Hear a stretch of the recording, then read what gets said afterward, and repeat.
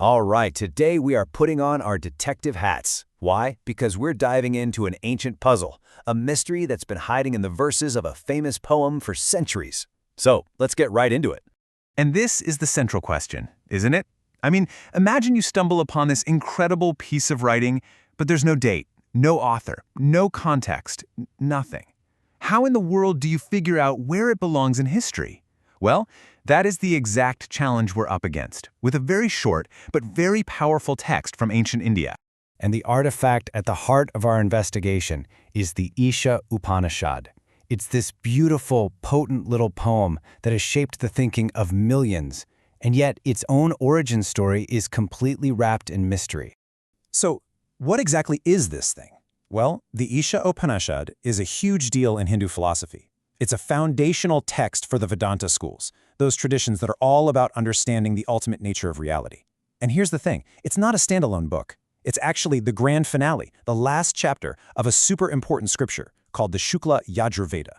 So it's both a conclusion to old wisdom and a launching pad for brand new ideas. And here is a really surprising clue. Its size. For a text that has had such a massive impact on the world, it is unbelievably short. We're talking about just 17 or 18 verses. That's it. It's this tiny little poetic gem, but it is packed with an entire universe of philosophy. You know, even its name gives us a peek into what it's about.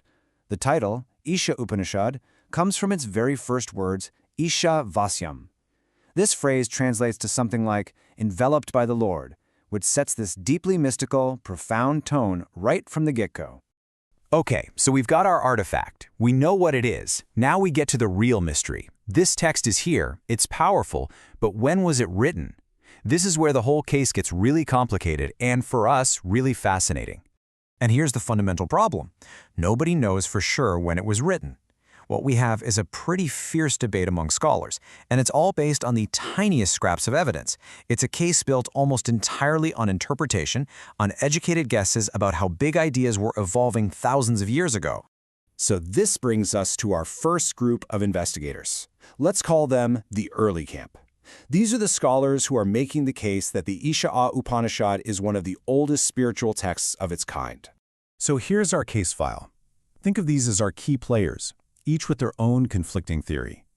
In one corner, you've got the early camp, with guys like Stephen Phillips and R.D. Renate. In the other corner, you have the later camp, led by Richard King. And then, kind of in the middle, is Paul Deussen. Everyone's looking at the same text, but they're seeing totally different timelines. So what's the evidence for this early date? Well, Exhibit A comes from scholars like Stephen Phillips. He argues that the language, the style, the ideas, they all feel really old. He thinks it was probably written before the earliest texts of Buddhism and Jainism even existed. Another expert, R.D. Renate, agrees. He groups it with the second oldest batch of Upanishads ever written. Their takeaway? This thing is ancient, from the early 1st millennium BCE.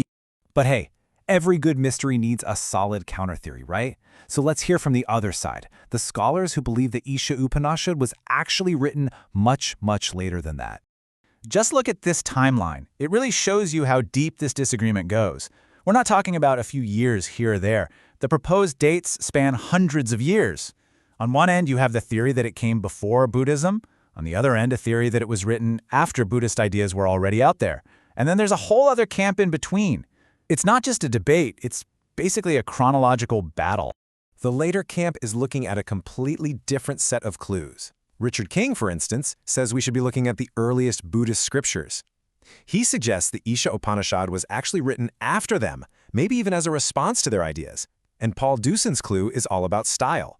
He sees it as a poetic text, and he believes that poetic style came along after the older, more straightforward prose Upanishads.